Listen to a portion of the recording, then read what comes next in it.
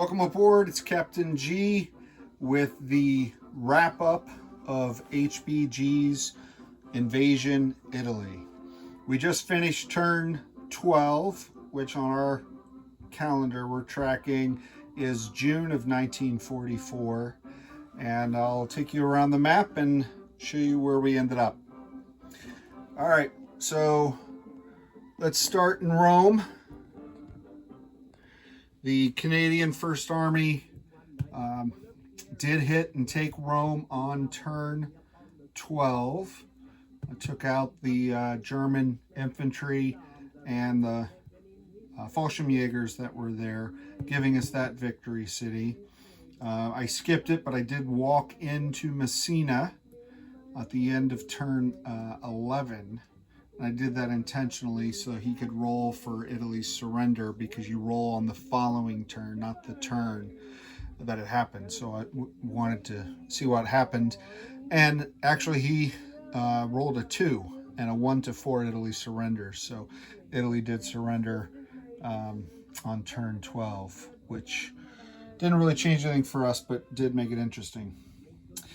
Up here, Grosseto, I had made the mistake of moving up a large Polish and Canadian task force from this sea zone. I should have hit them in Pisa in these mountains, but instead I landed them here, again planning for the US to reinforce through Viterbo, and I could only get them to Grosseto. But you saw in the last video the Germans disrupted that, put these guys out of supply. So being down here, they could not fire up into Florence, but Florence had over a dozen artillery, and this massive task force, and they just rained fire and wiped out nearly all of the Polish and Canadian troops on turn 11. And then on turn 12, because they were out of supply and I couldn't move them on 11. So turn 12, before I got an opportunity to move them, on the artillery phase, the Germans pretty much finished the job and wiped those guys out. So that meant, not that I had much of a chance, but my intention had been to reinforce this force on 11 to see if I had a chance to take it. But he was this is a massive task force here, and I would be attacking into a -1 mountain territory. So I pretty much gave this city up after the massacre of Grosseto. In the Balkans, met with a lot of success. The infantry unit here at Mostar was reinforced with commandos and artillery on turn 11. Turn 12, took out the SS in Sarajevo. The American Airborne, I put only 1 in Graz, and I put 5 here in Budapest. My concern with the Budapest move was, since Italy had surrendered, these guys were activating, and these guys are infantry, could only move 1. He's got 2 Panzer Grenadiers and 2 artillery, so he could have moved 4 units up here. So I wanted to have at least 5 infantry defending, 5 paratroopers.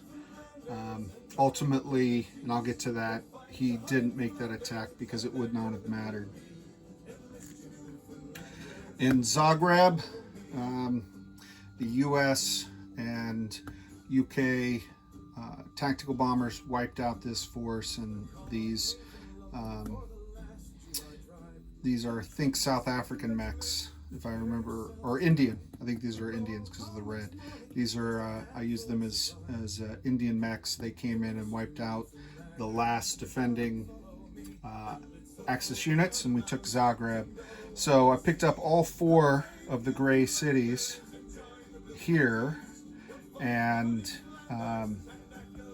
defended Trieste to the point that that force that could come down did come down, but he chose not to attack again. Where I ended up with was 16 cities. I only needed 14, so he would have had to take 3, and there were only arguably 2 in play. So he didn't do anything. So coming over here to the mountain terrain, similar to what he did to the Poles and Canadians at Grosseto, the U.S. infantry here was just devastated with artillery fire from both these 2 cities, pretty much devastated them. And then I had to make a decision on what to do with this army group. I pretty much moved almost everything, as you can tell, up into here to try to swipe and take one city. And that didn't go well, and I'll tell you about that. And then he attacked down with his SS infantry. In our post-analysis, just talking through different aspects of the game, Egg was concerned that I would put my entire force here, which would force him to have to split his defenders between the 2 cities. But by going through the mountains to protect them from artillery fire, I actually still left them subject to artillery fire here, because he just freely moved this entire force over to put overwhelming numbers there. So again, even though he lost, technically, he had the better strategy. I was concerned about getting devastated, but he still was able to hit me from here. So I did make an attack there, and these are the army groups, what's left of them. You can still see a lot more red chips here. I lost all my infantry, all but 1 of the US mechs. Still had a few, 6 UK mechs, but everything was pretty much hitting at 1s, except for these commandos and rangers. The tanks were at 3s, and I had some air there, but not very much, because that was a -3 territory. And he was rolling 34s and 12 5s. I mean, he had a ton of troops there defending, and I barely made a dent. Could have been helped had I been able to get these guys off North Africa and up to the front, but was never really able to do that with the Allies, and never built and sustained a good shuck to move forces to the front. And then the last city in play here was Toulon. I pulled what would have been the reinforcements to Grosseto with the Polish and Canadian forces outside of Florence, and I redirected them and hit Toulon. So these are Brazilian troops and U.S. artillery that took the city after a couple rounds of tactical bombers wiping them out. And I had hoped to be able to just drop the French there as a symbolic liberation of their own territory, but I really needed them here, because my concern was that he would blitz through this territory and take this city back and cut this army off, make it out of supply. But he just took this one territory, as I already outlined. But so I felt I couldn't move them over.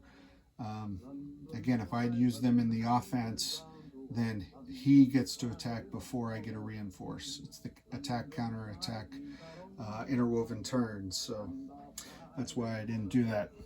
So overall, the Allies did win, but you know, as I shared with Egg, in my opinion, he won the game we started playing, which was my intent was to only attack the golden Italian cities, take all 14 of those, and not trigger the Germans in the gray.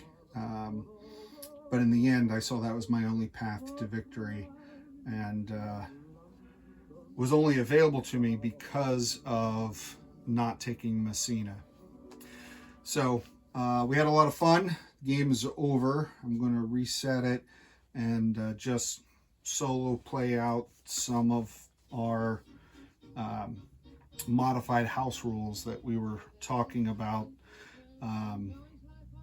because we did, for those who've watched the entire series, we did change the supply rules after the first turn, so I don't know what impact they would have had in the game as designed. We also changed the consequences of the Italian surrender, which disincentivized the U.S. from taking Messina, which was somewhat gamey. So we were looking at changing triggers for the Italian surrender, making it not just Messina, but anytime Allied troops land on the boot, regardless, or take Sardinia City, then any of those conditions would trigger that, which would activate all the German troops in the gray, and he could have defended those cities better. So just a couple things that we would tweak for our own house rule version of the rules, which I'm writing up. Love the mountains, love the terrain. We both really enjoyed that aspect of the game. We liked the theater. We liked the map, the look of it, the flow of it, the attention to detail and the reinforcements, the historical accuracy. I like the idea of technically, if we start this game in June of 43, then it ends in May of 44, 12 turns, and then if you go another 12, then it ends in May of 45. So a full 24 turn take you right up to the end of the war. So that's kind of neat. And there's still a lot of Germans left, a lot. I mean, he had a massive buildup here in Milan and Turin, and he still had a large force, as I outlined, in Florence. So his intention was to just hold a few cities, again, out of the gold. But if he had to defend all of the grays as well, that certainly would have changed his defensive strategy, as well as my offensive strategy. So strategic bombers, again, because of the way we changed the supply rules, weren't really that effective. I just used them to drop airborne and target his trucks to prevent him from building more fortifications. It's really the only thing we could use them for. Tactical bombers were huge, very powerful. Fighters were very powerful as well in this game. The fun variety of Axis tanks didn't come into play much because of the way he played his defenses, just parking them in the mountains and not using them. Their strengths, the Tigers, the SS Panzers, are on offense, attacking at 9s, attacking at 8s, versus defense. But he was in a defensive role, and that's what he chose to do. So artillery, queen of the battlefield, being able to hit multiple times on a turn. So that was very effective as a unit. Really enjoyed using Rangers and Commando tokens and the rules that they gave to them. Army Rangers don't really come into play in a lot of games. Marines do and regular infantry do, but not Rangers. So that was a lot of fun using them in the commandos. And I think that's really it. I'm not going to make this too long. The last city taken was Rome, the Canadians, and that really made the loss of 1 or 2 cities irrelevant. And that was the last one that was really in doubt, because the gray cities were all just pretty much walk-ins, and Milan obviously had no realistic chance. So the Canadians pushed us over the top, if you will, or made it so that way the Axis had no actions. This is Captain G. On behalf of Eggman, thanks for watching, thanks for commenting, and thanks for joining us in our playthrough of what we found to be a lot of fun, HBG's Invasion Italy. It's Captain G, over and out.